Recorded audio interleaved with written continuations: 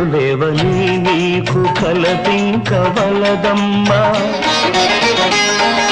తన కళ్ళతో జగతి చూపించగలడమ్మా